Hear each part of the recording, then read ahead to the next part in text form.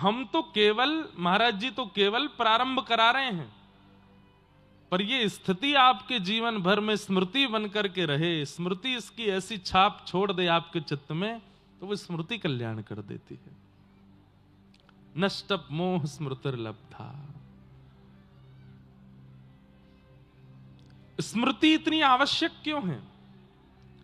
क्योंकि ऐसा सुना जाता है, कहा जाता है कि व्यक्ति जब अपने प्राण त्यागता है, चाहे वो स्वाभाविक मृत्यु मरे, चाहे वो किस प्रकार की भी मृत्यु को प्राप्त हो, मृत्यु प्राप्त करने वाला व्यक्ति मरते मरते जब उसकी आंखें बंद हो जाती हैं, श्वास रुकने वाली हो जाती है, प्राण निकलने वाले होते हैं, तो अंत के 6-7 मिनट उसको स्मृति आती है, अपने संपूर्ण जीवन का स्मरण होता है।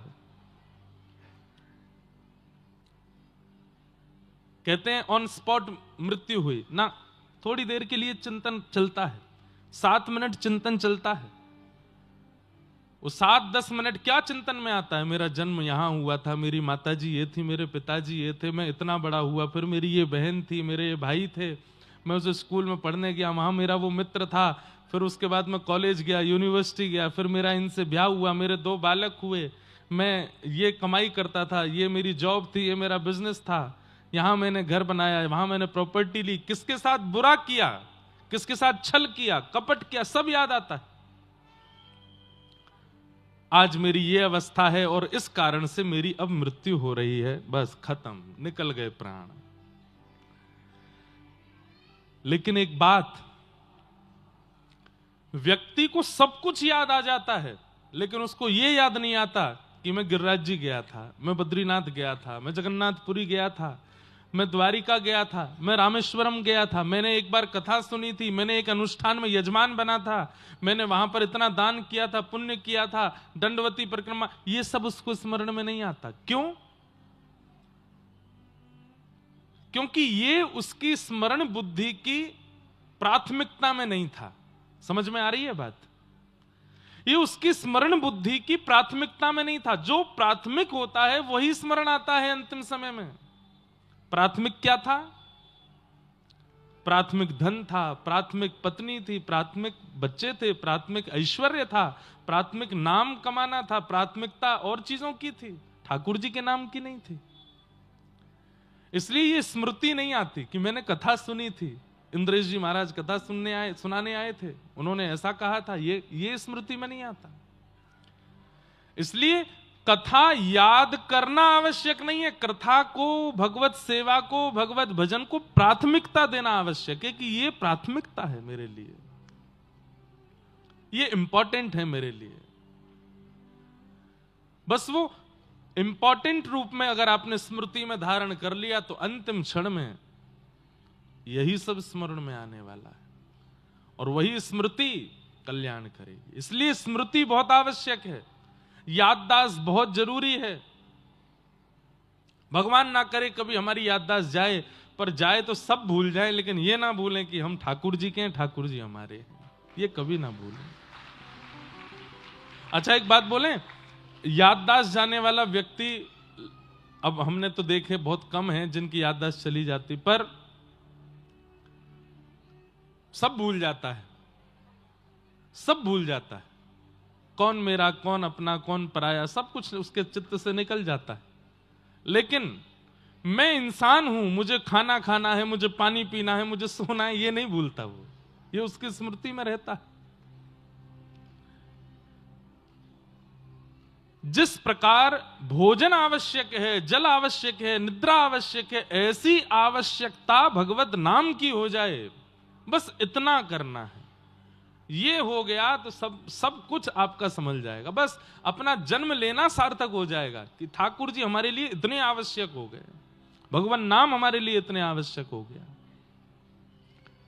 कल मुझे, जहां मैं रुका वहां मुझे किसी ने पूछा भी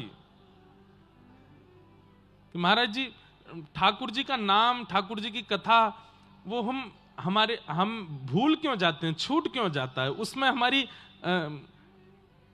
लगातारता क्यों नहीं बन पाती? मैंने कहा क्योंकि हमने उसको इंपॉर्टेंस नहीं दिया। रोटी इंपॉर्टेंट है इसलिए रोज खाते हैं, पानी इंपॉर्टेंट है इसलिए रोज खाते हैं, रोज पीते हैं, सोना जरूरी है इसलिए रोज सोते हैं। आप कहोगे महाराज जी जीवन नहीं चलेगा। अरे बड़े बड़े साधक हैं, ऐसे बिना पानी के रह रहे हैं, बिना भोजन के रह रहे हैं, बिना सोए रह रहे हैं, बिना बैठे रह रहे हैं, फिर भी जीवित हैं। प्राथमिकता ठाकुर जी को दे दें, स्मृति के रूप में ठाकुर जी को विराजमान कर लें, तो यह संभव है। तो स्मृति में ठाकुर जी का भाव विराजमान करो, स्मृति में ठाकुर जी के भजन को, कथा को प्राथमिकता दो। तो कटनी की कथा जो है ये आपके स्मरण भाव में आ जाए, स्मृति में आ जाए, बस उस स्मृति से कल्याण हो जाएगा। अरे कहां तक कहें, वैसे तो पुनर्जन्म होगा नहीं, लेकिन पुनर्जन्म हो भी जाए तो भी याद बनी रहे कि हाँ हम पूर्व जन्म में वहां थे, वहां हमने कथा सुनी थी, वहां हमने ठाकुर जी का भजन किया था, सेवा की थी। मीराबाई पूर्व जन्म में माधवी नाम की गोपी थी, और जब भगवान श्री कृष्ण का अवतरण हुआ उस समय मीराबाई माधवी नाम की गोपी के रूप से व्रज में थी। लेकिन एक युग बाद, द्वापर युग जाने के बाद कलयुग आने पर वही माधवी मीरा बनकर के आई, और 5 वर्ष की अवस्था में ठाकुर जी के श्री विग्रह को देख करके उनको स्मृति आ गई कि मैं पूर्व जन्म में एक माधवी नाम की गोपी थी, व्रज में मेरा ब्याह हुआ था, उसी व्रज में ये श्री कृष्ण गैया चराते थे, गिरिराज जी उठाते थे, यशोदा मैया के लाला थे। अब वो प्रसंग तो बहुत बड़ा है, पर स्मृति,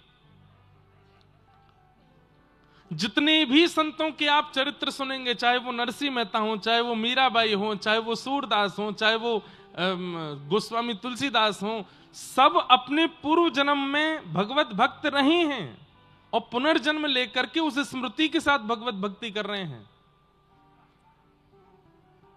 नरसिंह मेहता पूर्व जन्म में मुचकुंद नाम के भक्त थे, मीराबाई पूर्व जन्म में माधवी नाम की भक्ता थी, गोस्वामी तुलसीदास जी महाराज कहते हैं कि यही वाल्मीकि जी ही गोस्वामी तुलसीदास जी के रूप में प्रकट हुए। सूरदास पूर्व जन्म में श्री उद्धव जी महाराज थे, भगवान के परम सखा। सब आचार्य जिनके आप चरित्र सुनते हैं वे सब अपने पूर्व जन्म की स्मृति के साथ इस जन्म में भगवत भक्त बन पाए। तो यह भी एक बात का प्रमाण है कि एक जन्म में भगवत प्राप्ति इनको नहीं हुई, 2-2 जन्म लगाने पड़े ठाकुर जी की स्मृति के साथ, तब जाकर के कलिकाल में भगवत भजन बन पाया।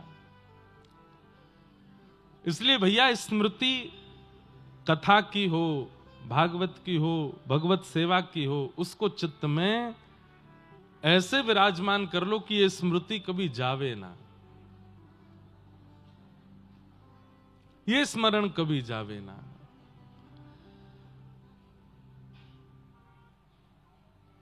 मैं हूं श्री भगवान का, मेरे श्री भगवान अनुभव यह करते चलो, तज ममता अभिमान।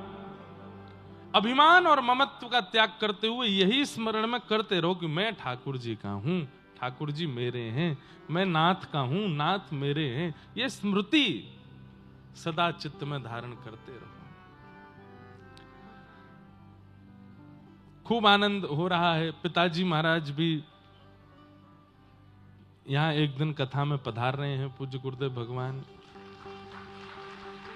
वैसे तो इतनी कथाएं हमारी होती सब जगह, लेकिन पूज्य गुरुदेव भगवान के रोज फोन पे बात नहीं हो पाती, उनकी भी कथा रहती, हम भी व्यस्त रहते। पर क्योंकि स्वामी जी के सानिध्य में कथा चल रही है तो रोज पूछते हैं कि कैसा महाराज जी कथा में बैठते हैं, पूरी कथा श्रवण करते हैं। हमने कहा पिताजी आप और मैया मिलकर के हमको इतना स्नेह नहीं देते होंगे जितना स्वामी जी हमको स्नेह देते हैं, जितना पूज्य महाराज जी हमको प्रेम देते हैं। तो बड़े प्रसन्न हैं कि लाला वो हमारे गुरुदेव भगवान के ही तनु हैं, उन्हीं के ही स्वरूप में विराज रहे हैं। खूब आशीर्वाद लो महाराज जी का, खूब प्रसन्नता। हमने कहा हम कटनी वालों को तो पहले कथा सुना गए 3 दिन की, अब तो महाराज जी को ही सुना रहे हैं, उनके कारण आप सब लोग सुन रहे हो। ये बात सत्य है बिल्कुल कि उन्हीं के कारण आप सब लोग सुन रहे हैं।